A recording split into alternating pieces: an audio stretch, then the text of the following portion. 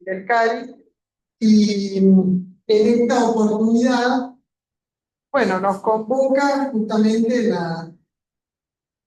la posible, el título lo dice, ¿no? El título ya lo adelanta, ¿no? Si está Argentina preparada para abordar la posible, en esta oportunidad, implementación del acuerdo Mercosur-Unión Europea.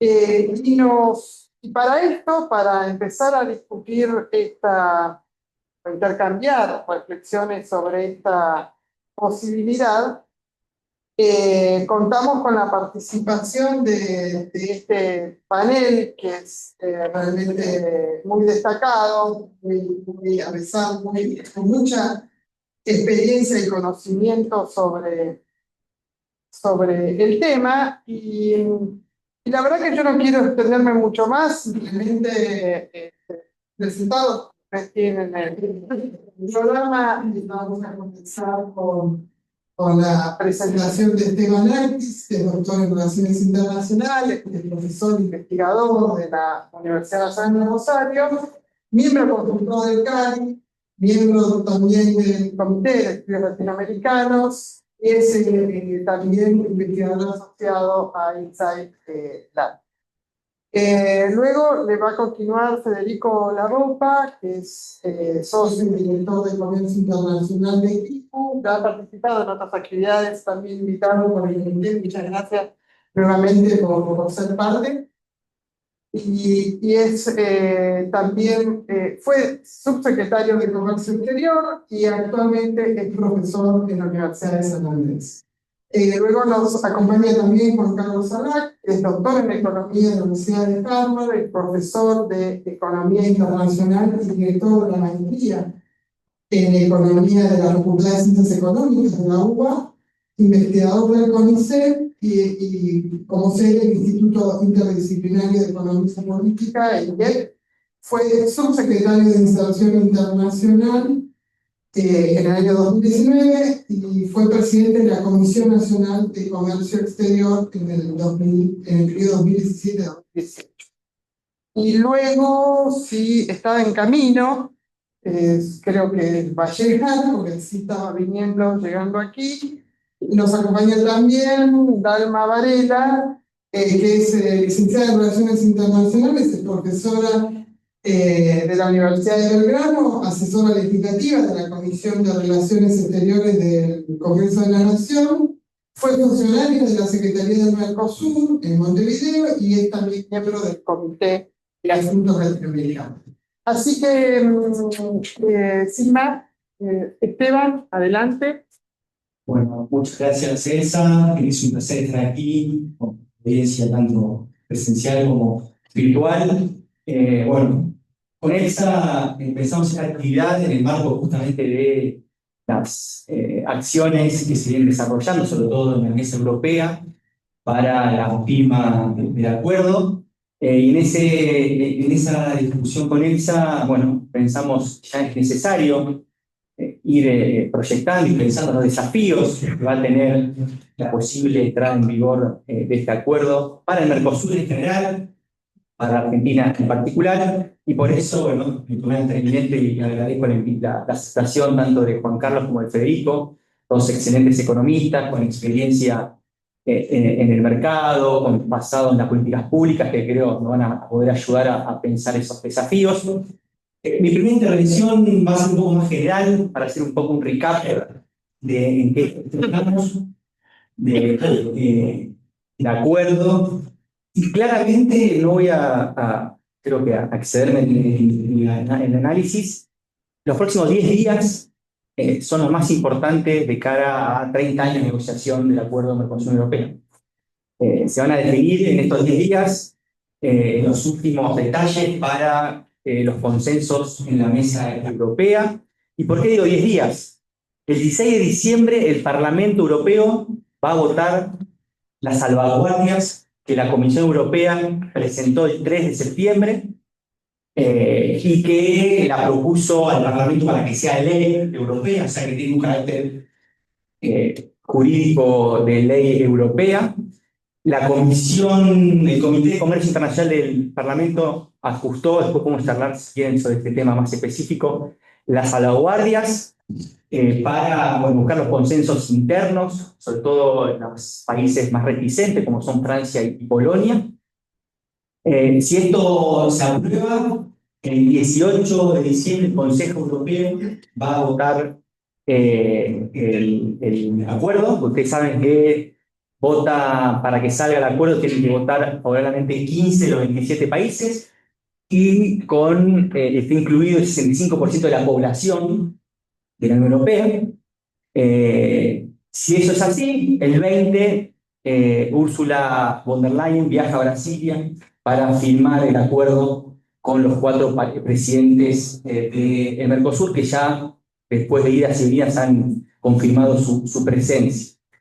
Y ahora bien, un punto muy interesante de esto es que, creo que ya Marcelo lo sabe, los que siguen el tema, es que la Unión Europea ha hecho en sus últimos acuerdos comerciales un split de las competencias.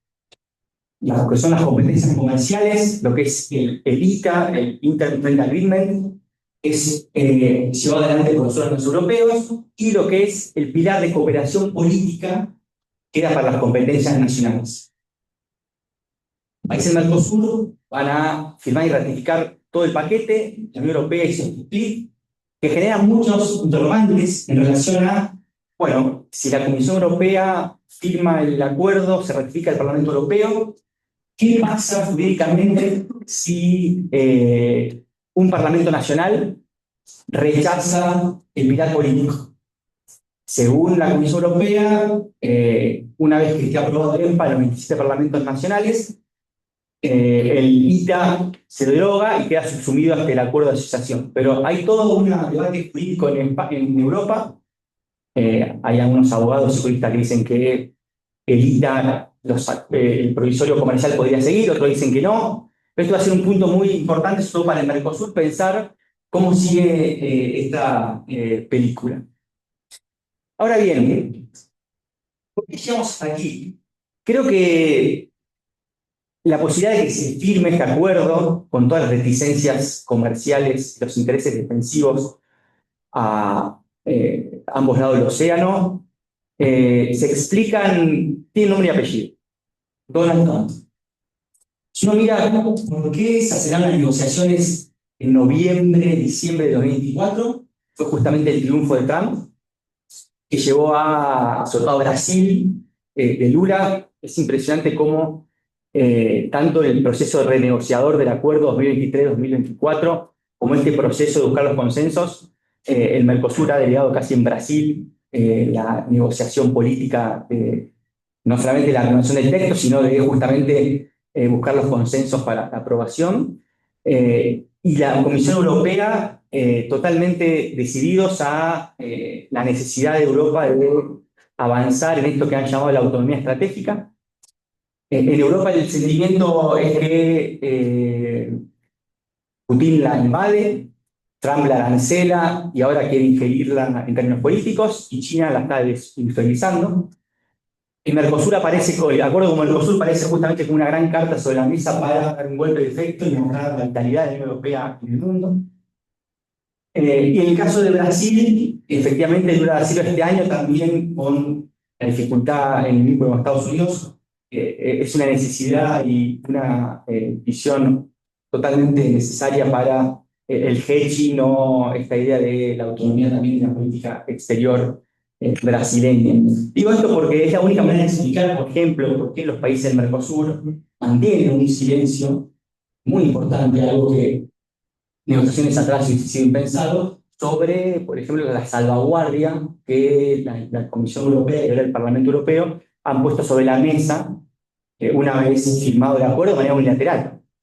Son salvaguardias a el ingreso de 23 productos que ya tienen cuotas, o sea, productos que tienen cuotas al ingreso europeo. Además de las cuotas, hay unas salvaguardias que cada vez están más ajustadas, y algo que generó mucho ruido, que todavía no ha habido respuesta oficial por parte de los gobiernos del Mercosur, porque esto fue hace 2 días. El Comité del Parlamento Europeo reforzó la salvaguardia y incluyó una cláusula, se debe leer textualmente, que dice la obligación de reciprocidad para que los países del Mercosur apliquen las normas de producción de la Unión Europea. Estaba leyendo cuando venía para acá Pablo Garzotti, funcionario de la Comisión Europea, que dijo efectivamente que esto viola y contradice el texto acordado en noviembre del 24. Entonces, efectivamente, este acuerdo, por justamente la complejidad de la mesa europea, es un tema fundamental a seguir. Y Europa tiene un dilema. Si este acuerdo no sale, es un costo reputacional muy fuerte para la Comisión Europea, para el proyecto europeo, sobre todo pensando en su agenda externa. Ahora bien, si sale sin el apoyo explícito de Francia,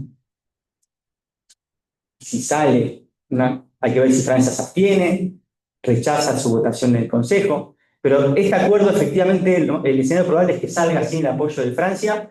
Es la primera vez que un gran acuerdo comercial va a salir sin el apoyo de los dos países más importantes del bloque europeo, que son Alemania y Francia, y eso creo que para la implementación del acuerdo, la gestión del acuerdo va a ser problemático no tener ese acompañamiento de Francia en el día a día una vez que el acuerdo entre en vigor. Entonces, ese escenario fragmentaría aún más la mesa europea.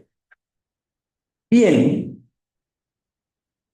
para el Mercosur, y esto lo charlamos con Juan Carlos recién en el café, en general, más allá de las cuestiones comerciales y los impactos que se han hecho, análisis de equilibrio general que ha hecho el London School of Economics, la Complutense, uno también mira las evaluaciones ex post que ha hecho Europa con los acuerdos centroamericanos y andinos. Se espera que este acuerdo genere impactos positivos comerciales, marginales y profundice en patrones de sección productiva. Eso es de base. Ahora bien, más allá de eso, para el Mercosur, este acuerdo, creo que hay la importancia de su firma y su entrada en vigor, representa una posibilidad de generar una gran carta de cohesión dentro del bloque. Hoy la agenda externa en general con este acuerdo es casi la única, el salvavidas de supervivencia que tiene el bloque para avanzar en una hoja de ruta conjunta en los próximos años. Digo, el acuerdo de implementación, van a hablar seguramente Federico y Juan Carlos, para pensar tanto en la implementación, el aprovechamiento y la adaptación. Estamos hablando de un plazo de largo plazo. La desgravación arancelaria tiene 15, 18 años en algunos sectores.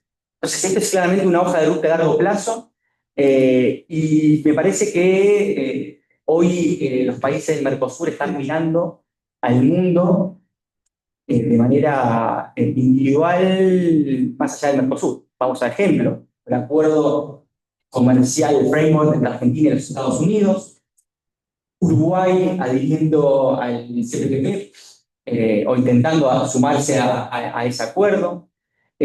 Paraguay recientemente planteó su necesidad de irse al FITI, que es la Alianza para el Futuro de Inversión y Comercio. Están proponiendo dentro de la OMC 11 países como Singapur, Emiratos Árabes. Ya cada uno está buscando su agenda externa sin violar los compromisos del Mercosur, pero este acuerdo creo que para el Mercosur representa ese, podríamos llamar, afectio societatis, ese aspecto de unidad que puede justamente traccionar la agenda externa. Y seguramente Federico va a estar de acuerdo. Si uno mira la agenda interna del Mercosur 2017-2019, mucho de aquella negociación movió la agenda interna. Digo, lo que es hoy, que ya está en vigor, el régimen de origen, lo que fueron justamente las medidas sanitarias, temas institucionales como el SACME, que es el grupo de cuotas para meter las cuotas. O sea, en ese espíritu de la firma de junio de 2019 hubo un intento de ayornar el bloque. Creo que si entra en vigor no hay una escapatoria para no avanzar en esa agenda que justamente vuelva a generar consensos y una necesidad de negociación continua por parte de los 4 países del Mercosur.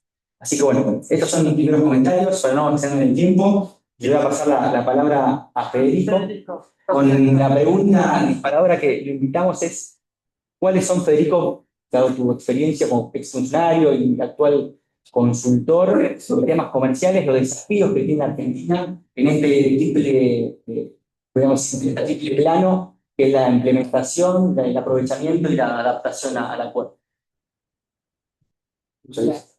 Bueno, gracias por la invitación, gracias por la introducción, Esteban, Elsa.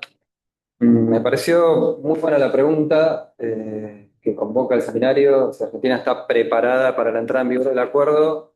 La primera noticia que traigo es que esto ya sucedió. Digo, esta conversación ya la tuvimos, digo, es como cada vez que nos reunimos, a hablar de Mercosur y Unión Europea, me parece importante empezar por ahí. Digo, toda esta historia ya la vimos, porque como ustedes saben, y vos mencionabas el contexto de Trump, en un contexto internacional muy parecido, tuvimos una amague, estuvo a 1 milímetro de que todo esto agarrara el carril que agarró ahora y que finalmente parece que aparecen las palabritas entrada en vigor en un seminario, ¿no? Pero las discusiones las tuvimos, me parece que para responder tu pregunta vale la pena volver para atrás, mirar un poquito lo que estamos viendo en ese momento y actualizarlo. Y ahí venía pensando, más compartiendo el panel con Juan Carlos. No sé, Juan Carlos, si te acordás, pero 2 días antes de las PASO de 2019, algo así como el 8 de agosto, estábamos Juan Carlos, yo y todo un gabinete del Ministerio de Producción pensando el plan productivo para los 4 años que vendrían después, cuando todavía pensábamos que reelegía el presidente Macri, ¿no? Cuando no parecía pensable que salieran tan mal esas PASO. Y en ese momento a mí me tocaba presentar un slide o 2 slides en una presentación muy larga que abarcaba todas las áreas del Ministerio de Producción, entre ellas la de Juan Carlos, y lo que yo elegí es justamente hacer esa pregunta. Digo, ¿cómo impacta en el Ministerio de Producción, en las áreas, en los sectores productivos argentinos, en la política productiva argentina, el acuerdo Mercosur-Unión Europea? Y ahí fue que ideamos esta tipología de temas en los cuales habría que trabajar del Ministerio de Producción. Entonces decíamos implementación, aprovechamiento, adaptación, en las 3 palabras que había puesto yo en ese slide. Ahora les cuento un poquito qué pensábamos en cada una. Me parece que vale la pena pensar qué pasó desde ese momento hasta ahora, digo, qué cambió del diagnóstico que teníamos en 2019. Entonces, implementación tiene que ver con algo muy formal, legalista, que es, no sé, un acuerdo con Mercosur Europea tiene miles de, como si me tocó trabajar en un par de consultorías que se llaman Regulatory Gap Analysis, ¿no? Justamente es agarrar un acuerdo internacional y preparar la legislación local, identificar la legislación local de los países que son parte de un acuerdo internacional. Es un ejercicio que se hace regularmente.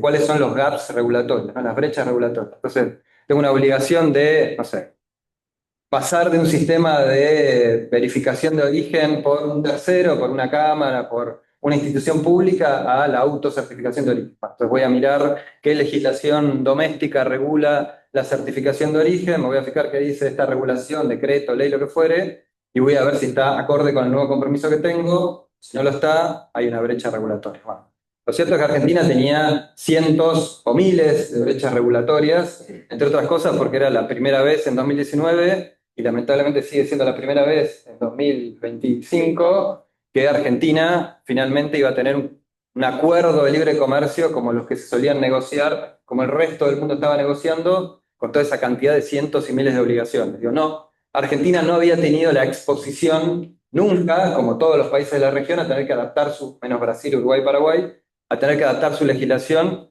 al template de acuerdo de comercio internacional que firmaba y entraba en vigor para todo el resto del mundo, para todo el resto de la región. Entonces, ahí había un montón de trabajo para hacer sobre, bueno, mira, tenemos que cambiar esta ley, tenemos que cambiar este decreto, en algunos casos, ojo, porque acá tenemos un problema constitucional, ¿qué hacemos acá? Bueno, ese es un poco el trabajo de implementación. Ahí, cuando uno lo veía allá en agosto de 2019, parecía que había un montón de trabajo para hacer, ¿no? Y si uno lo trae a hoy en día, para este primer punto de implementación, yo diría, gran parte del trabajo ya está hecho. Bueno, 2 años de gobierno, de este gobierno, casi que, a mí me causaba gracia, lo decía el otro día en estas palabras, como que el escáner de Sandra Gallina, que era la negociadora de la Unión Europea en ese momento, el escáner de Sandra Gallina es el mismo escáner que usó Pablo Lavigne, ¿no? Es el secretario de Comercio e Industria de este gobierno, para identificar todas las trabas que había para la importación, para el comercio argentino, e ir eliminando todas esas trabas, todas esas excesos burocráticos, todos esos trámites burocráticos que en realidad lo que esconden es atrasar un trámite, impedir un trámite, con lo cual gran parte de ese trabajo está hecho. Quedan algunas cosas gruesas, pero básicamente porque este gobierno decidió no avanzar todavía unilateralmente en esas cosas gruesas, se ha avanzado o se va a avanzar en breve en cosas que incluso por la presión en la negociación de Argentina fueron excluidos del acuerdo con la Unión Europea en ese momento, y ahora el país está avanzando, por ejemplo, vamos a ver en qué termina el acuerdo comercial con Estados Unidos que mencionabas, Esteban. Probablemente en materia de propiedad intelectual, Argentina haya contraído los compromisos que estuvieron al borde de que se cayera la negociación con la Unión Europea varias veces, ¿no? En materia de patentes, por ejemplo, u otro que estuvo muy cerca de acerca de la negociación con la Unión Europea, que es el cabotaje marítimo, el transporte marítimo, digo que al final quedó de acuerdo con la Unión Europea con 10 años de implementación, o sea, si entra en vigor vamos a tener 10 años para hacer algo que este gobierno ya intentó hacer por decreto, por DNU hace un año, y que ya anunció el ministro Sturzenegger que va a volver a la carga porque ese DNU se cayó porque el Congreso lo dio vuelta, ¿no? Con lo cual, en implementación pareciera que gran parte del trabajo, que Argentina está más que preparada, seguro mucho más preparada que en 2019, porque avanzó en esta agenda unilateralmente. Y el otro punto que me parece interesante frenar un minuto es el que llamamos en ese momento de una manera suave adaptación, ¿no? Y adaptación es una manera suave de decir sensibilidad sectorial, ¿no? Hay sectores que cuando uno abre el comercio pueden sentir el peso de la competencia y pueden terminar en cierre de fábrica, desempleo, etc. En su momento, la lectura que hacíamos es que Mercosur, Unión Europea, justo es un buen acuerdo para empezar a tener esta gimnasia. ¿Por qué es un buen acuerdo para empezar a tener esta gimnasia? Primero por algo que canso de repetir, que es un acuerdo, y vos Esteban recién lo decías, es un acuerdo de muy baja ambición en términos comerciales, ¿no? Digo, canastas de grabación que no se ven en ningún caso histórico de los acuerdos de libre comercio de la Unión Europea y de ningún otro país. Ya eran históricas las canastas de 15 años para el sector automotriz con un periodo de gracia de 7 años. Desde 2019, esas canastas que ya eran históricamente largas para la historia de los acuerdos de libre comercio, agregaron un apartado en este anexo de negociación que se hizo estos años para las nuevas motorizaciones, para autos eléctricos, híbridos, etcétera, con canastas que llegan hasta 30 años. Imagínense lo que van a hacer los autos si es que existen dentro de 30 años, ¿no? Pareciera que un primer punto que hacía que la sensibilidad sectorial fuera baja era la baja ambición del acuerdo. En Mercosur, sin duda, y en la Unión Europea, ¿no? Las famosas cuotas que ahora estamos todos mirando, que la salvaguardia agrícola, que no sé qué, digo, las cuotas que la Unión Europea le concedió al Mercosur en ningún caso exceden el 2% del consumo de esos productos en la Unión Europea. En el caso de la famosa cuota de carne bovina es 1,2 del consumo de carne en la Unión Europea. Definitivamente no va a destruir a la agroindustria europea el acuerdo Mercosur-Unión Europea, más allá de todas las salvaguardias que ya tenía y que ahora se están como aceitando, ¿no? Entonces, esta sensibilidad sectorial ya era bastante acotada y por eso parecía que era interesante empezar el ejercicio, empezar esta gimnasia de abrir la economía con un acuerdo con plazos tan largos, con un país que exporta productos que no son bajos en precio porque tiene mano de obra barata, ¿no? Un ejercicio que hicimos en su momento era comparar un ejercicio muy básico, ¿no? Pero ¿cuál es el precio promedio al que exporta la Unión Europea al mundo por sector, ¿no? Calzado, indumentaria, bienes de capital, automotriz, compararlo con el precio promedio al que importaba en ese momento Argentina del mundo. Bueno, los precios a los que exportaba la Unión Europea, y seguro el ejercicio sigue siendo totalmente válido, eran 2, 3, 4, 5, 6 veces por encima del precio promedio al que importaba Argentina en ese mismo segmento, ¿no? Con lo cual pareciera que ninguna de la canasta exportadora europea, ningún sector era un riesgo de que iba a borrar del mapa un sector productivo en Argentina. Eso por un lado. En segundo lugar, me parece que, de nuevo, con 2 años de este gobierno, Mercosur Europea no creo que sea la preocupación número uno de muchos sectores productivos para los cuales en su momento era la preocupación número uno, ¿no? Ahora me parece que hay un proceso de apertura comercial unilateral que seguramente va a tener un impacto mayor, o mucho mayor que el que puede tener el acuerdo con la Unión Europea. Y tercero, pareciera que cada vez más lo que está mirando cualquier sector productivo en Argentina y en el mundo es China, ¿no? No parece que en su preocupación número uno esté que baje el arancel de la Unión Europea, teniendo en cuenta que hay muchos productos chinos que ya están entrando, digo, que son competitivos en muchos de los países de la región, por lo menos, incluso con un arancel. Con el arancel ya son la amenaza más importante que tienen muchos sectores productivos. Con lo cual, el segundo desafío, sensibilidad sectorial, que en ese momento llamamos adaptación, pareciera que no es un desafío muy grande. Y el tercero, que era más una pregunta sobre la oportunidad, ¿no? Que era el aprovechamiento. Bueno, tenemos este acuerdo cómo lo aprovechamos. Me parece que ahí hay un trabajo, los otros dos van a requerir poco trabajo del gobierno para que esto aterrice suavemente. Me parece que en aprovechamiento es donde más se puede trabajar. Ahí, de nuevo, un acuerdo con baja ambición, digo, no es que va a cambiar la geografía productiva de Argentina por un acuerdo con la Unión Europea. Sí es cierto que, y en su momento lo veíamos, también lo repetimos hasta el cansancio, hay muchos productos, sobre todo en una Argentina mirada no desde Buenos Aires, de Córdoba, Santa Fe, mirada desde el interior del país, para los cuales hay productos emblemáticos, economías regionales, que son justamente las que no tienen cuotas, las que tienen un arancel alto en la Unión Europea y las que van en una desgravación plena en un periodo relativamente corto. Entonces me parece que hay mucho para trabajar ahí con las provincias, ¿no? Me parece que hay una agenda de trabajo que siempre está olvidada, que es cómo sensibilizar a las provincias, a las economías regionales, que son las que las que realmente pueden ver un cambio significativo en sus exportaciones.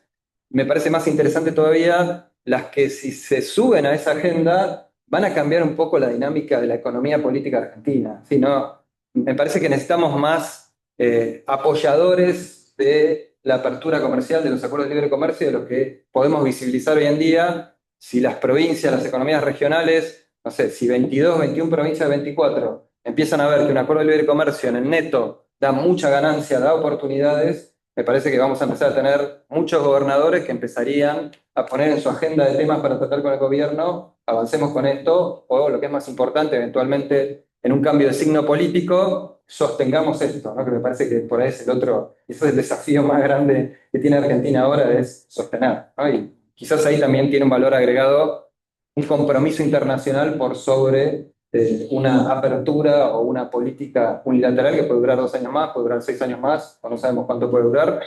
Si les parece, dejo por ahí para no extenderme más y podemos volver a las preguntas. Bueno, muchas gracias, Federico. Muy claro los paradores que nos diste, lo mismo que Esteban, que planteó el escenario marco de las próximas semanas. Y le damos la palabra entonces a Juan Carlos para que... Buenas tardes, yo muy agradezco la invitación, un placer estar acá. Yo me voy a concentrar quizás en la tercera parte de lo que mencionaba Fede, que es el aprovechamiento. ¿Estamos preparados para aprovechar hay oportunidades? ¿Qué hay que hacer para aprovechar? Y un poco respondiendo a esa pregunta, también quizás uno responde también la parte defensiva, quizás es la que más se concentró Federico, ¿no? Lo que hay que hacer es parecido, ¿no? Para atacar y para defenderse. Y bueno, pensando esto, que si la respuesta así en una línea es: estamos preparados para aprovechar muy poco. Sí. Me voy a concentrar en un aspecto que creo que sería la agenda de lo que habría que hacer para aprovechar, que es el tema calidad. Calidad, mejora de calidad para entrar al mercado europeo. Y con esto es quizás lo que les voy a decir, o cómo veo que podría manejarse desde la política pública este aprovechamiento, pero también en lo que creo en general, cómo debería manejarse la política productiva más generalmente. No solo calidad, sino toda la política productiva, no solo en la Unión Europea, sino puede ser algo que tiene un sabor a quinta aldea y pintarás el mundo. Eso es lo que les quiero contar, focalizado en el tema de cómo mejorar la calidad para atender el mercado europeo. Un tema clave que sale inmediatamente cuando uno se sienta a pensar en esto, cómo aprovechar, es que los estándares de calidad son Europa tiene un montón de reglamentaciones técnicas de todo tipo, obligatorias, muchas voluntarias también, sobre todo tipo de cosas. Reglamentaciones sobre la inocuidad de los alimentos, la seguridad del consumo de las personas, la seguridad de los operadores, la maquinaria, regulaciones técnicas que tienen que ver con lo ambiental, de cuestiones laborales. Vos hablaste, Federico, del gap regulatorio, y un componente de ese gap regulatorio es la reglamentación técnica, todas cuestiones de calidad. Y muchas no son obligatorias, sino que se impone el sector privado. muy conocido para lo que Argentina principalmente piensa exportar, que son alimentos. Los supermercados fueron fortísimas exigencias. Y ese es un desafío claro, lo primero que sale, ¿no? ¿Cómo eso se da y cómo lo aprovechamos? Entonces yo quiero un poco decirles cómo yo pensaría que se podría trabajar este tema de la calidad y los desafíos de la calidad para poder exportar. Tiene un montón de aspectos.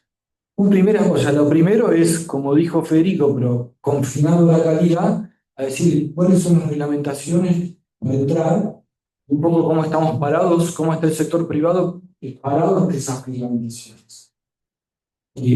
Después vamos a hablar de cómo se identifican los problemas principales, ¿no? Cómo se identifican esas reglamentaciones y dónde aprieta el zapato en términos de tener que ir.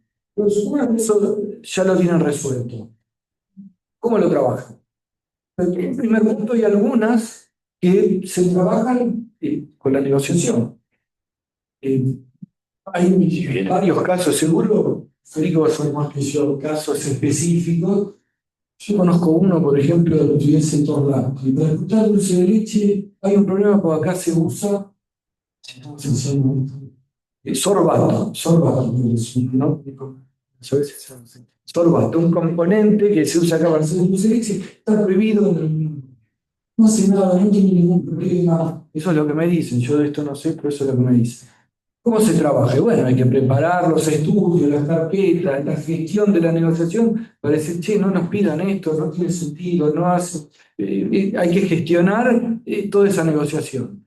Entonces, una primera línea de ataque. Y como esas, debe haber 1000 ejemplos. Después hay que tener la infraestructura, lo que se llama la infraestructura de calidad, para responder a eso. Eso no es solo el sector privado. El sector privado solo no puede, o le cuesta más caro hacerlo.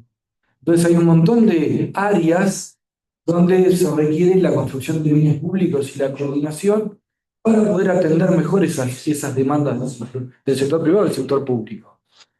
Uno claramente es la infraestructura física, que haya los laboratorios para hacer los ensayos de las cosas que nos piden, que en muchos casos eso es lo que hace falta.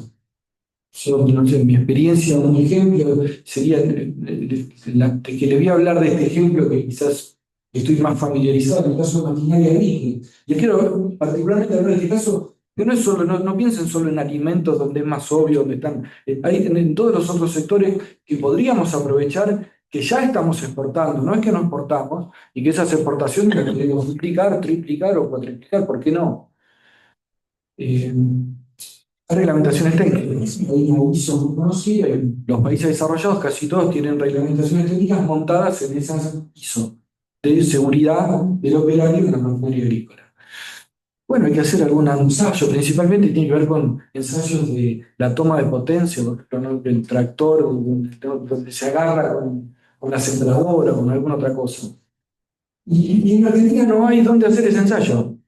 Entonces, ¿qué hacen las empresas? Cuando consiguen el cliente, y en vez de mandar con eso, que es como se vende en general, tienen que mandarlo sin eso y que el distribuidor lo compre en otro lado, uno de estas tomas de potencia ya ensayadas, reconocidas por el mercado europeo, aceptadas para poder ingresar al mundo europeo. Y acá se hacen, pero no se puede, se hace, pero no se puede mostrar que se hace como ellos quieren.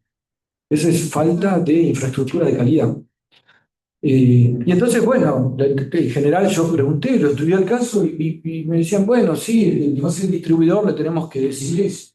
Imagínense, algunos lo resolvieron, lograron resolverlo. Pero imagínense todos los otros que cuando quiero ir a negociar en una feria comercial con un distribuidor, yo decía, pero ¿sabes qué? Yo te lo voy a mandar sin la toma de potencia, vos ponela, comprala allá, porque no tenemos el banco. Chao, bajé 5 escalones sin capacidad de negociar algo. Como estos hay miles de ejemplos, ¿no? Infraestructura física de calidad que falta. No es lo único. Y no hace falta metodología. Otro ejemplo, caso que debe conocer, que surge ahora, que es esto de los requisitos de libre deforestación. Bueno, hay que poder trazar todo eso, pues acá no tiene mucho de metrología, pero si piden huella ambiental, hay que medir la huella ambiental. Y esa medición de huella ambiental necesita toda una organización para saber cómo tener un estándar de cómo se mide, quién lo mide, si ese que mide está acreditado o no. Todas unas cosas que tienen que estar en su lugar y que no dependen de la empresa sola.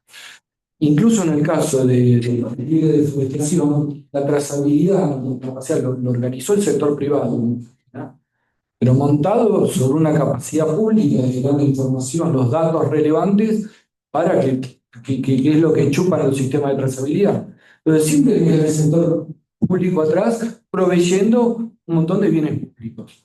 Y después las acreditaciones.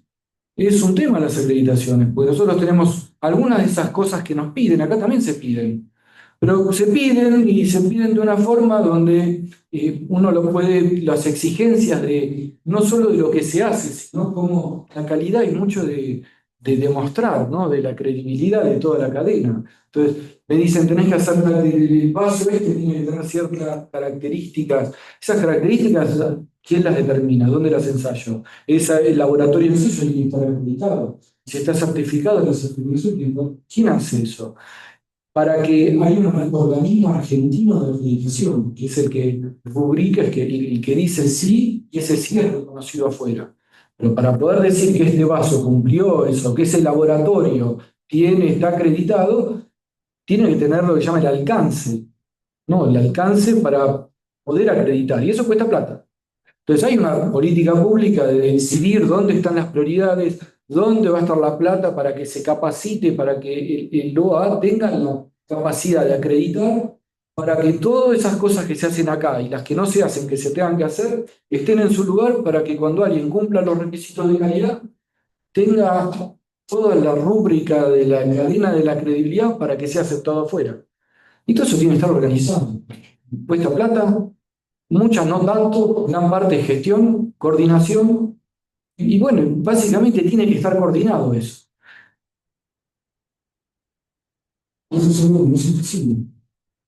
Quizás Federico enfatizó muchas trabas que se sacaron. Por toda otra área de la política productiva, para aprovechar los beneficios de la Unión Europea, que no es sacar trabas, sino es construir estas cosas, los insumos públicos, construir la gestión de la coordinación. Si no, no funciona. Si no, no llegan las empresas a poder cumplir. Yo quiero cumplir con los requisitos de deforestación y no hay montado un buen sistema de trazabilidad, no puedo exportar. Punto. Entonces, todo eso tiene que estar armado. Yo les paso a contar una forma de coordinar esto, donde tuve una responsabilidad. Yo en su momento en la gestión pública, armélo con Matías Gutman y Mariano Pérez, lo que se llamó en su momento Plan Nacional de Calidad, que ahora se llama Plan Calidad Argentina. Es una unidad de gestión de la coordinación del Sistema Nacional de Calidad, que llegó a trabajar bastante bien. Llegó a trabajar bien, tienen que estar coordinados los actores para poder dar respuesta a estos requerimientos. Son todos actores distintos, que pertenecen a veces a ministerios distintos, con agendas distintas. La OAA, el INTI, el IRAM, los reguladores técnicos, en un montón de áreas. Son un montón de reguladores técnicos que hay en Argentina, no sé, desde la Secretaría de Comercio, el ANMAT, el SENASA, prefectura para las cosas de las naves, tienen cosas ambiente para cuestiones ambientales, tienen un montón de regulaciones. Si todo eso no está coordinado, no funcionan las cosas, pues requieren un montón de actores que hagan cada uno lo suyo para cumplir un objetivo, llamémosle estratégico, no quiero asustar con esa palabra, pero mínima gestión de las cosas, ¿no? Es decir, tengo una prioridad, defino algo a lo que quiero llegar, y hay que coordinar acciones de distintos actores para que eso se logre. Y eso supo estar mucho más coordinado y ahora no está. Y eso podría estar. Y eso cuesta cero plata, no sé, 2 pesos cuesta hacer eso. Eso es estar convencido de que hacer eso es importante. En su momento salió algo parecido, que es, no sé si escucharon hablar de una ley FISMA del FDA de Estados Unidos, que bueno, habían hecho todas unas nuevas regulaciones. Y acá, y justo habíamos entrado en 2017 de nuevo el sistema generalizado de preferencias, bueno, para aprovechar eso había que cumplir esas nuevas exigencias. ¿Cómo se cumple con eso? De nuevo, hay que armar todo el sistema. Pedían no sé cómo se llaman, como unos instructores PSQI, los que dicen si un establecimiento alimenticio cumple con lo que ellos quieren, ¿no? Responsables ante los ojos de ellos de que se cumplan las regulaciones. Y esos tenían que estar acreditados, formados en toda una cadena de formación y acreditaciones que no estaba armada. Es un trabajo con otros actores de coordinar eso, de tuvieron que viajar a Chile a formarse, los que después iban a formar a todos los que estaban en las empresas, para decir sí, cumple con lo que el FDA me exigen en Estados Unidos. Lo último, entonces, entonces esto les doy el ejemplo de cómo se tiene que coordinar esto. La última pregunta entonces que voy a abordar es cómo se identifican estas necesidades, dónde están. Y ahí también es un área que hacerlo no cuesta tanta plata, porque uno puede sentar a un equipo de gente como los que tenía Fede, los que tenía yo, jóvenes, mismos, que estudian y van a sacar mucho de identificar dónde están los gaps y dónde hace falta. Pero principalmente es el sector privado el que va a venir y va a poder decir qué es lo que hace y dónde hay una fuente de trabajar en eso, va a generar más exportaciones o no. Y hay una gestión del sector público de interactuar con el sector privado y saber traducir eso que dice el sector privado en plata, en pesos, en dólares. Es decir, esto vale la pena porque va a traer tanto. Y en definir prioridades ante todos estos actores para que hagan lo que tengan que hacer en todas estas áreas que les dije de la calidad. Y esto mismo vale para un montón de otras áreas como la promoción comercial, política de innovación, atracción de inversión extranjera directa, y que actúen en todas estas áreas, en cumplimiento de esto que se necesita. Y eso supo haber. Y no hay tampoco ahora mesas de diálogo, como sea que se organice esta interacción, no solo hay distintas formas de organización de la interacción con el sector privado, para entender las necesidades, definir prioridades y coordinar las acciones de todos en pos de esas prioridades. Esa gimnasia, ese músculo de tener un sector público conectado con el sector privado de forma más formal o menos formal, pero de forma continua, de forma establecida, ¿no? Tener una gimnasia de interacción y de traducción de esa interacción en lineamientos de acción prioritarios, no está tampoco, y podría estar. Y entonces ese es un área donde hay que tener un Estado. Una vez que ya esta agenda de desregulación ya se va agotando, las cosas más importantes ya se hicieron, se puede hacer más, siempre hay cosas para hacer, digo, las cosas más rápidas, más fáciles, más disruptivas, ya se atacaron, como la CIRA en su momento, viene esta agenda ahora. Esta agenda es otra agenda, que es difícil, se ataca de una forma distinta. Y eso creo que en eso todavía no estamos preparados. Lo llamaría gestión productiva o gestión de la política productiva. Eso lo tenemos que construir para poder aprovechar estas oportunidades que nos da de acuerdo a que creo que son muchas. Con optimismo, creo que es posible que dispare esta reacción. Cierro volviendo a cómo arrancó Fede. Yo manejaba unas mesas de calidad e internacionalización. Eran como mesas sectoriales, a veces era el amparo de mesas sectoriales, pero trabajando solo esa agenda, calidad apuntada a la exportación y exportación. También tenía que ver todo lo que era promoción comercial, inteligencia comercial, coordinar todo eso. Nunca vi más respuesta del sector privado que los 2 meses que vos sabés bien la fecha, Fede. Entre junio, que fue ese primer acuerdo, y esa fecha de agosto que decís, que pasó a ser un gobierno negro ya que ya seguimos. Y la respuesta del sector privado nunca vi una respuesta tan importante, los 4 años que había estado, tan importante. Una respuesta de sé que se viene esto, que esa oportunidad y amenaza a la vez, tengo que ser competitivo, a ver qué hacemos. Disposición a trabajar tanto desde las empresas como desde la representación gremial de las empresas. También es muy pobre y en general son muy expertos en lobby, poco expertos en gestión del proyecto con la productividad. Así que le dicen, me da un poco de esperanza de que este acuerdo dispare eso. Muchas gracias. Bueno, muchas gracias, Juan Carlos. Bueno, y por último, Dalma, Varela, gracias por llegar finalmente. Gracias. Primero, disculpas que llegué un poco tarde, Esteban, no te pude escuchar al principio. Gracias por la invitación. Yo voy a ser un poco breve porque los tiempos apremian, así que primero me sumo a lo que dijo tanto Federico como Juan Carlos y la última parte que escuché de Esteban. Yo creo que sí, Argentina está preparada para encarar lo que es la entrada en vigor del acuerdo, con mucho trabajo interno, y yo me voy a centrar más en el trabajo que tiene Argentina en el bloque. Voy a tocar dos puntos nomás internos que me parecen para que suman a lo que dijeron la mesa. Uno es el tema de inversiones en dos áreas importantes, que es la actividad extractiva y la inversión en inteligencia artificial. Creo que eso es clave para empezar a pensar qué es lo que tenemos que modificar internamente, leyes o normas incluso de las provincias para poder encarar ese tipo de inversiones. Y la segunda, que tiene que ver con las provincias que hablaba Fede, y con lo que me lleva al segundo punto, que es el Congreso. Todo lo que implica las nuevas normas o leyes que van a entrar al Congreso y la modificación de otras. Y a la vez, y acá me voy a centrar en un ejemplo en particular, la ratificación no solo del acuerdo Mercosur-Unión Europea, sino la ratificación de los próximos acuerdos que va a tener el bloque.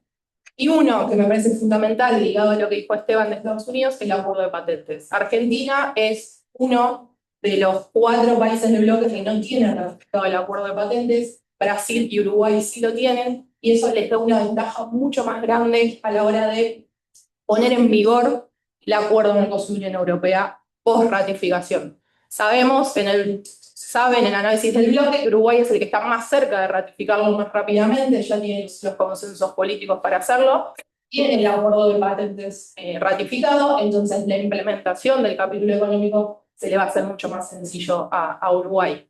¿Cuál es el desafío de Argentina? Perdón que voy rápido, como punteo. ¿Cuál es el desafío de Argentina frente al bloque? Me parece importante, no solo somos un Estado individual, sino que formamos parte del Mercosur. Entonces, teniendo en cuenta este ejemplo de patentes, más de 30 años, 35 años de Mercosur, 3 acuerdos solo tenemos de patentes en el bloque. Entonces, creo que eso es un gran desafío para Argentina, de poner en la agenda, poner en la mesa cómo se tiene que negociar en el bloque, qué es lo que se tiene que hablar, cuál es la agenda del bloque, de 305 foros. El bloque tiene 305 foros, de las cuales los temas de patentes entran en más de 25 foros. Sabemos que el Mercosur, por la burocracia que tiene, buena o mala, hace que eso se enlentezca. Entonces, una presidencia de 6 meses puede tardar en cerrar, armonizar y negociar los temas de patentes en el bloque. Creo que eso es uno de los puntos importantes que puede tener Argentina en el bloque, incluso reactivando el grupo ad hoc de propiedad intelectual que se creó el año pasado, y ahí empezar a meter este tipo de agenda que le va a ayudar a Argentina con los próximos acuerdos, porque si se ratifica el acuerdo de patentes, no solo sirve para el acuerdo Mercosur-Unión Europea, Mercosur-EFTA, el acuerdo con Estados Unidos, próximos acuerdos a futuro. Entonces creo que, y cierro acá porque son poquitos minutos, pero creo que quería dejar esto de cómo debería actuar Argentina en el bloque y qué bandera o qué puede proponer para negociar en el bloque. Podemos después, si quieren, discutir el tema de las diferencias entre los socios, pero creo que Argentina tiene una carta importante para poder llevar al bloque y negociar y plantar agenda en este tipo de temas. Gracias. Bueno, muchísimas gracias, Dalma. Ahora, en la oportunidad, podamos intercambiar, bueno, primero, no sé si los expositores quieren intervenir con respecto a lo que han dicho entre ustedes, si hace falta hacer alguna aclaración o alguna pregunta. Si no, abrimos a la posibilidad de unos intercambios con los que están presentes, tanto aquí en la sala como el enorme público que tenemos hoy online, que supera creo que los 30, 40 personas que nos están siguiendo hoy en la sala. Así que comenzamos. Les pido que se presenten, porque no los conozco, pero algunos...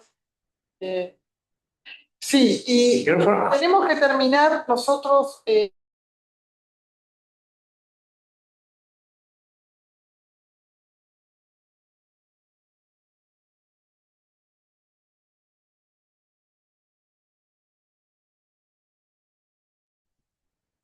Se muteó el micrófono sin querer.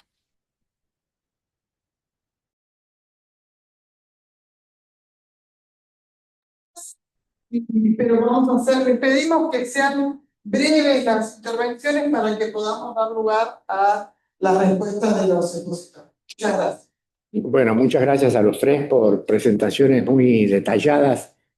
Por favor, cerca, así se escucha. ¿Ha aprendido esto? Creo que sí. Sí. Bueno, ¿se oye? Ok. Sí. Por presentaciones muy detalladas y muy ilustrativas, digamos, del problema. Yo quiero hacerles una pregunta como si ustedes fueran consultores. En el sector agropecuario, una de las grandes expectativas que tenemos de la firma del acuerdo no es tanto el comercio, sino el impacto que tendría sobre la propia integración productiva de la región, es decir, la construcción de cadenas de valor regionales que permitiera disminuir la competencia permanente que tenemos entre los 4 países, o sea, dejar de competir entre nosotros, integrarnos productivamente y salir al mundo integrados, no por acuerdo, sino porque las propias empresas se han integrado productivamente en cadenas regionales de valor. La pregunta a ustedes, si ustedes fueran los consultores, es, ¿se imaginan que eso va a ocurrir o no? Yo puedo imaginarme en algunos sectores como las carnes, que hubo cadenas regionales de valor, después la macroeconomía argentina las destruyó. Pero ahora, con una mayor integración y con el marco que daría el acuerdo con la Unión Europea, aparecen nuevas oportunidades. Y la pregunta es, ¿ustedes piensan que eso es posible? ¿Y qué necesitamos hacer para que sea posible? Además de armonizar todos los estándares sanitarios, etcétera, etcétera, que tenemos que hacer de todos modos como parte obligatoria, como compromiso del propio acuerdo, ¿qué otras cosas los gobiernos tendrían que hacer para incentivar esto?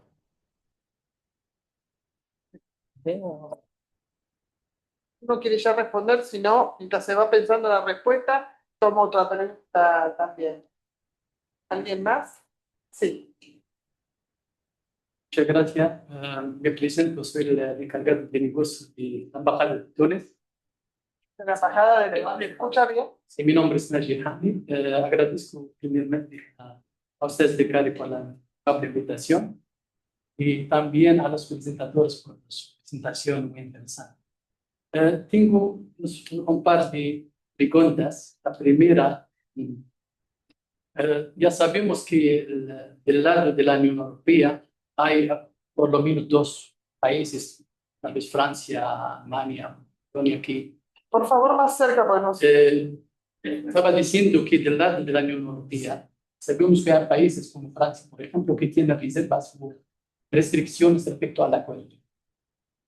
¿Qué tal del lado de los 5 miembros del Mercosur? ¿Están de acuerdo todos sobre aún que haya salvaguardias sobre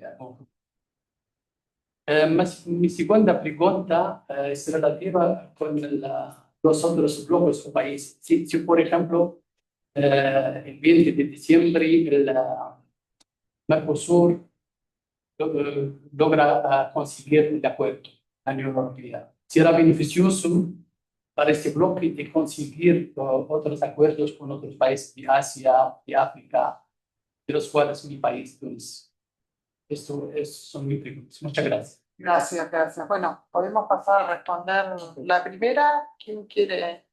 ¿Vos, Esteban? Brevemente.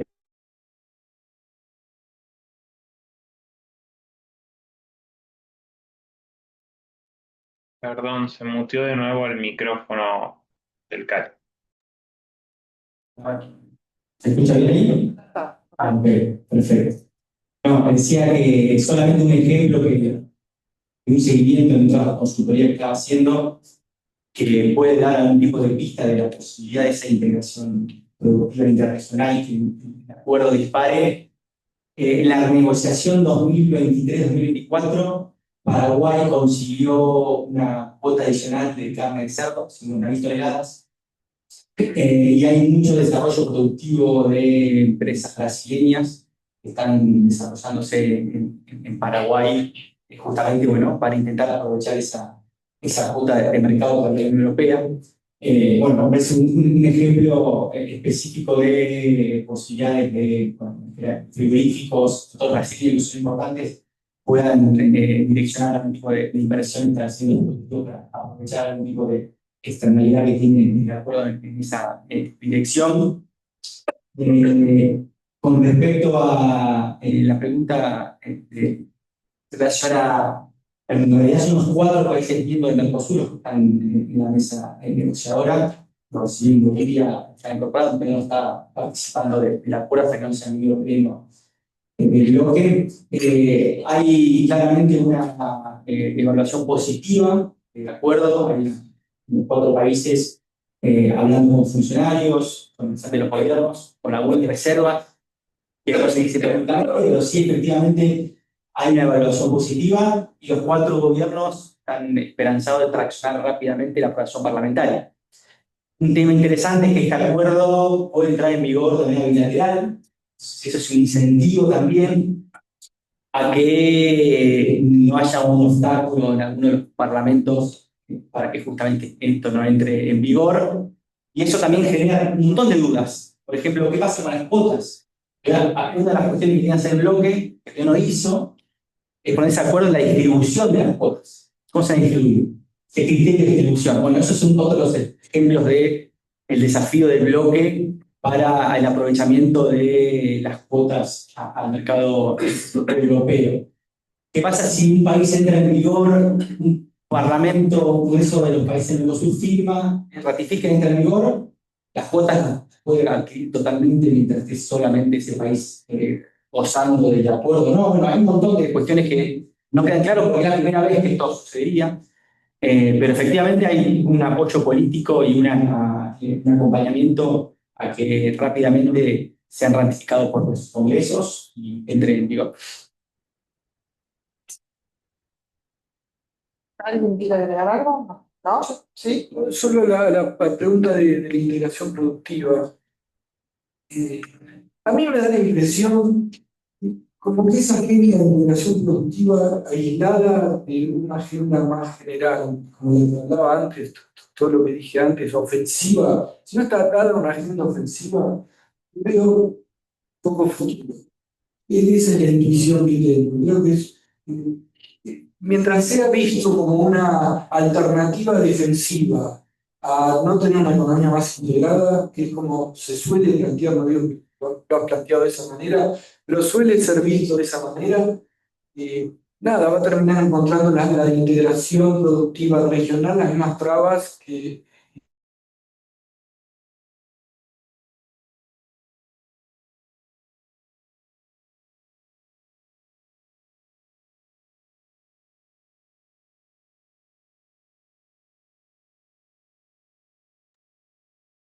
Se muteó el micrófono de la sala. No, se muteó recién la sala.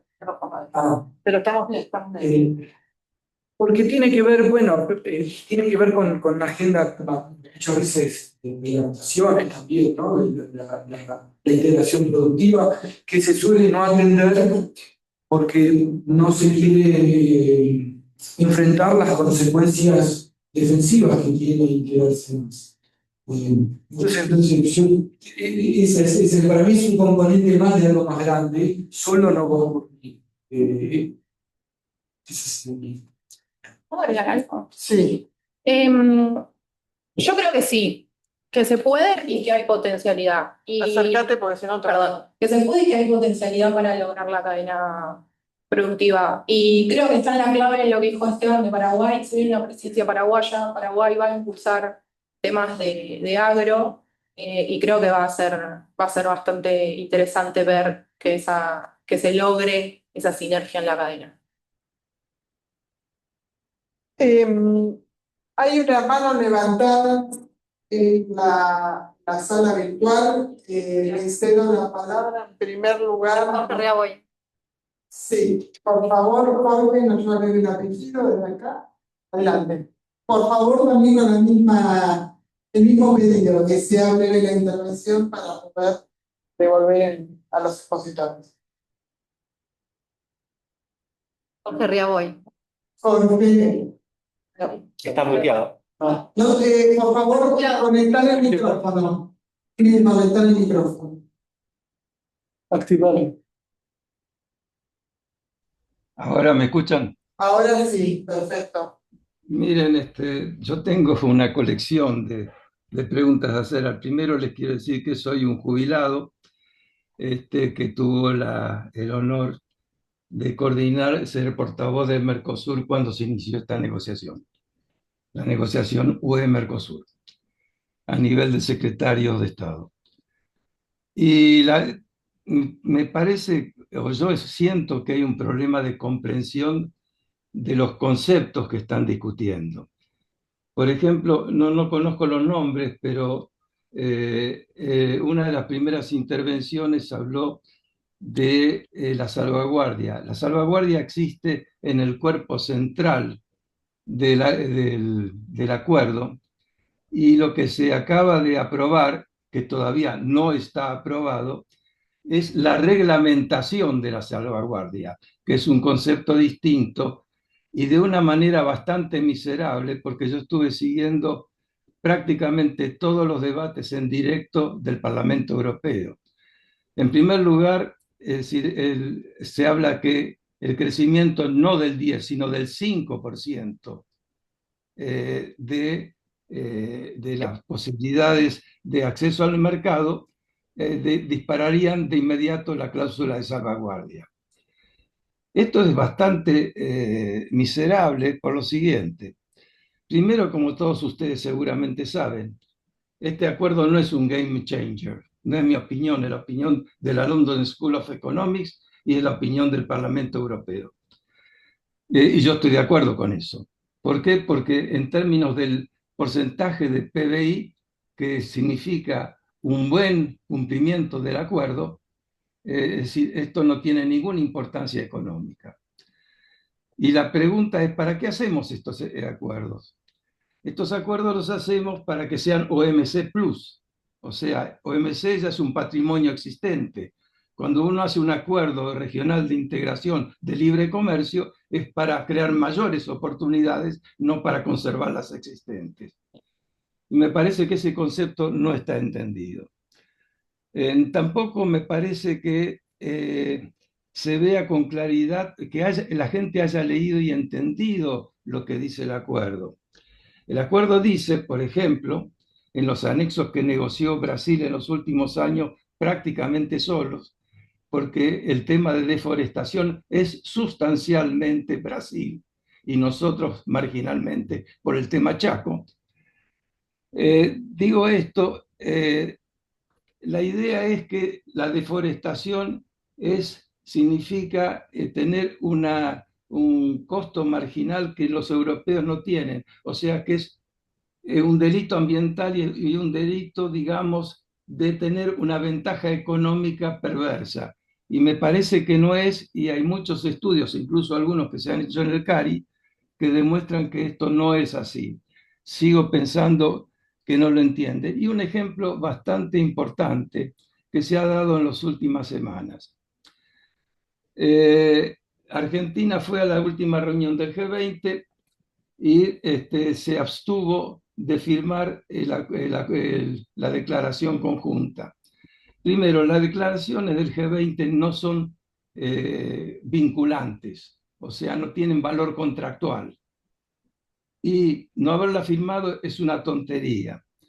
Pero en segundo lugar, el acuerdo birregional que estamos discutiendo, en una de sus cláusulas, son los anexos, dice que si los miembros de este acuerdo no respetan la Agenda 2030 o no cumplen con los pactos que no son vinculantes del Acuerdo de París, son elegibles para perder todos los beneficios, repito, todos los beneficios del acuerdo. Y me parece que no lo han entendido. Estamos hablando, toda esta mesa redonda fue en tono defensivo. No he visto el tono ofensivo, cuáles son nuestros derechos y cómo los vamos a ejercer. Y me parece que ahí hay un problema de comprensión de cada uno de los conceptos. Yo les podría mencionar mucho más, pero como ustedes dicen que no tienen tiempo, corto acá. Gracias. Muchísimas gracias por las valiosas contribuciones también. No sé si hay alguna respuesta a esto o avanzamos con otra pregunta. Ya bueno, Dale. ya bueno. Sí, bueno. Hola, hola. Te escucha, adelante. Sí, sí. Me quedo con el concepto ese de que el acuerdo puede ser un disparador de productividad sistémica para la Argentina y la región. Esto me parece que es clave. Pero no, quería también subrayar desde el punto de vista energético, la región ofrece hoy seguridad energética, por datos concretos. Vamos a llegar a fin de la década con 5 millones de barriles día de producción. Eso cuenta. Con lo cual, quisiera que este acuerdo, donde la seguridad energética es muy importante ahora para la Unión Europea, sea entre nosotros también un disparador de un mercado común de energía. Porque yo creo que eso va a vertebrar mucho más la región y va a generar una serie de actividades complementarias en la energía que hoy no tenemos. Mercados regionales de energía. Alguna vez se plantearon los objetivos estos, desaparecieron, pueden reaparecer disparados por el acuerdo Unión Europea-Mercosur. Muy bien. Creo que hay una pregunta. No llego a leer desde aquí. Si podés leerla, por favor, para Juan Carlos. Una... Dice, pregunta para Juan Carlos. Hasta ahí llego a leer, más no puedo. Sí, Ahí dice. las experiencias de integración de los países excomunistas demostraron las dificultades de cumplir con los estándares de inocuidad alimentaria y la Unión Europea tuvo que ayudarlos mucho, especialmente las pymes. ¿Cuáles son las políticas a nivel del Mercosur para ayudar o apoyar a sus productores a desarrollar las capacidades para hacer cumplir con los estándares? Un poco creo que es lo que estuviste explicando, ¿no? También, pero La pregunta es leo ahí de Jerry McDermott, es un conocido politólogo de la Universidad de Carolina del Sur. Él tiene un libro contando distintos casos de la experiencia de integración de países del este europeo, de la integración con Europa. Bueno, y hay mucho material donde se muestra esto que pregunta. Yo no sé, Jerry, si estuviste al principio de la charla, justamente hablé de estas cosas, cómo hay que hacer, cómo hay que prepararse para Una parte de la charla, sí, y tus comentarios, entré durante tu discurso. Justamente hablé de esto, ¿no? Cómo hay que preparar, es central, ¿no? Cómo ellos recibieron, como dice, ellos recibieron una plata que nosotros no recibimos y como me contaba Esteban en una charla que tuvimos un rato antes de entrar, aparentemente tampoco podríamos no llegar a tener nunca, porque es la otra parte del acuerdo que está separada, claro, y esa plata quizás no esté nunca, o tarde mucho en llegar. Así que tenemos que prepararnos nosotros para eso. Una cuestión en relación al comentario de Jorge, que sí, bueno, a diferencia de sensación por parte de los países del Mercosur con respecto a esta reglamentación unilateral de las salvaguardias que presentó la Comisión en septiembre y que ahora un comité del Parlamento propuso guiarlas, que ahora la próxima semana supuestamente el Congreso, el Parlamento Europeo va a aprobar, que ha sido considerado como algo, off the record, con cierta, una mirada un poco preocupante por los países de Mercosur. Un dato positivo que ha sido recibido con beneplácito, inclusive la canciller argentina lo ha resaltado, ha sido la postergación del reglamento 115 de deforestación, de su implementación un año más. Sino, sin esta postergación entraba en vigor ahora el 1 de enero del 26. Bueno, y esto claramente genera un poco un gap temporal para, implementar esto que decía Juan Carlos de las plataformas de trazabilidad. En Argentina funciona el BISEC, pero bueno, hay todo un desafío sobre justamente mejorar y terminar de armonizar todo lo que es la trazabilidad para cumplir con los estándares. E inclusive, creo que este acuerdo lo que genera es una institucionalidad propia. El acuerdo, si uno mira, tiene sus disposiciones institucionales, genera una arquitectura institucional que está el Comité de Comercio, los grupos de trabajo. Y les recomiendo, la Unión Europea hace evaluaciones ex post de los acuerdos, publica. He leído el de Centroamérica y el de los andinos, y es interesante cómo esa institucionalidad propia genera un músculo político diplomático para avanzar en controversias que más allá del acuerdo. Por ejemplo, el reglamento de deforestación no está en el acuerdo, es un impacto europeo. A mitad de año del 26 se van a recategorizar los países en relación al riesgo de deforestación. Uruguay es riesgo bajo, pero Argentina, Brasil y Paraguay son riesgo medio.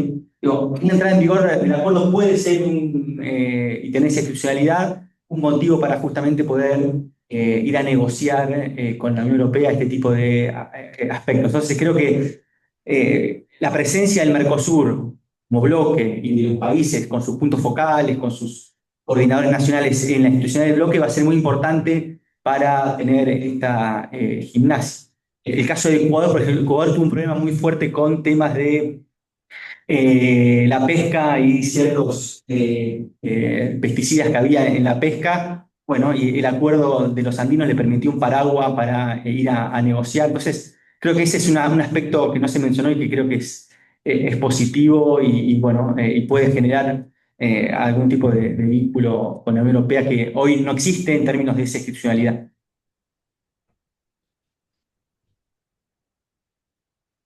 No te vi, perdón, adelante, adelante. Susana Merlo era del comité de agrícola, ahora estoy solo en el de ambiente, parece. Primero, me queda muy claro que la Unión Europea sigue siendo mucho más proteccionista y encarecedora de todo que no lo que es el Mercosur. Esto está claro. Me llamó mucho la atención de todos los oradores que hablaron solo de agro, no hablaron de otras áreas que tal vez son tanto más importantes como es energía, como son combustibles y todo lo demás que han quedado fuera del planteo. Fue interesante lo de Ria Boy, que obviamente no se puede discutir su conocimiento sobre negociaciones internacionales, porque puso el dedo en el ventilador exactamente. Coincido mucho con el planteo de Martín Piñeiro, que este acuerdo para el Mercosur es más, tal vez, puertas adentro para favorecer la integración de los sectores que como comercio, porque la Unión Europea ahora para la Argentina es el 17% total del comercio, o sea, no nos mueve el amperímetro el comercio con la Unión Europea, sí tal vez las inversiones, y sí tal vez los acuerdos de integración de sectores que se pueden hacer, porque ahí está nuestra fuerza regional exactamente. Incluso con el tema del tema ambiental, porque es cierto que para argentinos las principales exportaciones son de zonas donde no hubo nunca un árbol. Con lo cual esto de que si Argentina es forestalmente peligroso o no, es un problema de desconocimiento de los actuales negociadores, nada más, porque si no, jamás lo hubieran planteado. Porque nunca hubo árboles, mal podía haber sido deforestado un lugar que no tenía árboles como la Pampa Húmeda. Yendo al punto de pregunta puntual, o sea, ustedes están viendo este tema del posicionamiento estratégico para el Mercosur en esta negociación y acuerdo comercial, y qué posibilidades hay efectivamente de que se firme este acuerdo.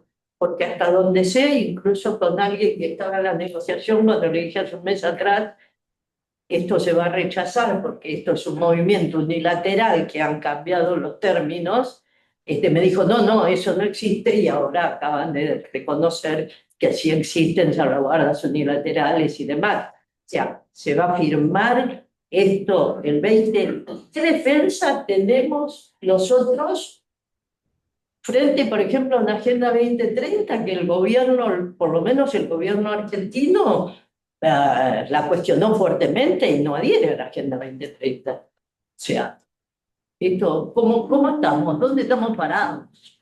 ¿No es de acuerdo frente al plazo perentorio de que sea el 20 de diciembre, no la fin? Gracias.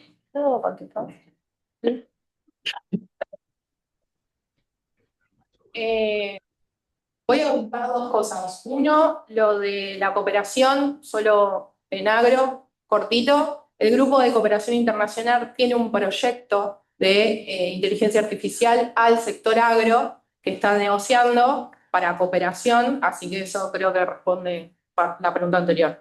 Con respecto a lo que acaban de consultar, no sé si estamos de acuerdo en esto en la mesa, pero hoy el Mercosur firma. Eso está estipulado, está hablado y no hay dudas de eso. Siempre la duda, o últimamente los últimos meses, la duda venía de Europa y de si von der Leyen tiene la posibilidad de firmar en la reunión entre el 15 y el 17, cuando Europa le dé el visto bueno para viajar con sus 19 personas al lado y se siente a firmar. Creo que viene más, los contras vienen más de aquel lado que de los nuestros. Nosotros tenemos el desafío posterior, porque no somos un bloque totalmente, puedo ser cuestionable lo que decir, pero integrado políticamente, porque no negociamos como un bloque, negociamos individualmente siendo parte de un bloque. Por eso también la ratificación bilateral es importante. Entonces creo que como para sumar al comienzo de la respuesta. Muchas gracias.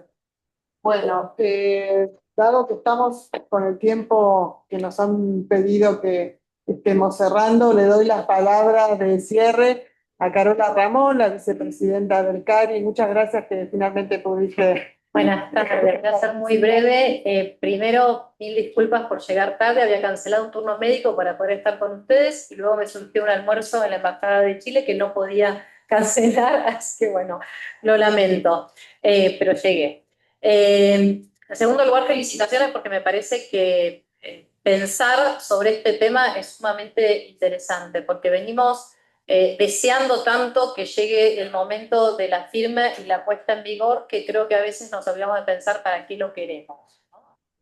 Porque pasó tanto tiempo y todos nos imaginamos todo lo bueno, decimos, bueno, vamos a firmar y todo va a ser color de rosa y colorín colorado y las inversiones y el comercio, energía, hay muchísimas posibilidades, pero creo que también está bueno reflexionar un poco más realísticamente que la firma y la entrada en vigor no es la meta, es recién el comienzo. Estamos ante la línea de largada y hay que aprovechar todas las oportunidades, que son un montón, sobre todo en un momento geopolítico como el que vivimos, donde a los dos lados les viene muy bien ante esta reposicionamiento y reestructuración global, nos viene a todos bien, porque si no tampoco se firmaría, seamos realmente sinceros, nos viene muy bien geopolíticamente y hay oportunidades claras y concretas, pero hay muchísimos desafíos que ya los estuvieron comentando. Creo que tal vez el desafío más importante es toda la cuestión ambiental, todos los estándares de la Unión Europea. Cuando yo estaba en la Cancillería, con mi equipo solíamos decir que la Unión Europea es un tsunami de creación de legislación. Creo que eso, en parte, como decía Esteban, está bueno tener un pie adentro institucionalmente y poder estar un poco más en la cocina, si se quiere, más que en la cocina, en la antesala de la cocina, pero bueno, por lo menos tenemos un pasito más adentro. Pero por otra parte, como decía Juan Carlos también, hay que ponerle mucho trabajo a los estándares, porque estamos frente a alguien que nos va a decir todo lo que ustedes hacen y creo que está mal. Mis estándares son mucho más altos, son mejores y vamos a ver cómo lo demuestran. Y cómo demostrarlo requiere costos, mucho trabajo, mucha coordinación y la palabrita que vos la dijiste clave y que asusta siempre por estas latitudes es estrategia. Entonces, ¿para qué queremos este acuerdo? Y por eso celebro este seminario, porque me parece que llegó la hora de pensar un poco más estratégicamente qué es lo que realmente queremos, cuáles son los beneficios que podemos obtener. Y para cerrar, y también refiriéndome a lo que decía el funcionario de la Embajada de Túnez, creo que también hay oportunidades porque es una gimnasia esto.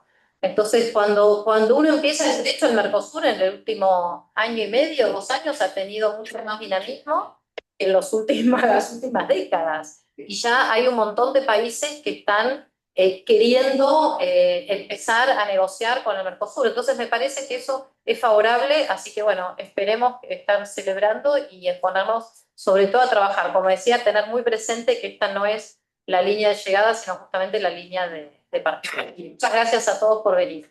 Bueno, pues sí.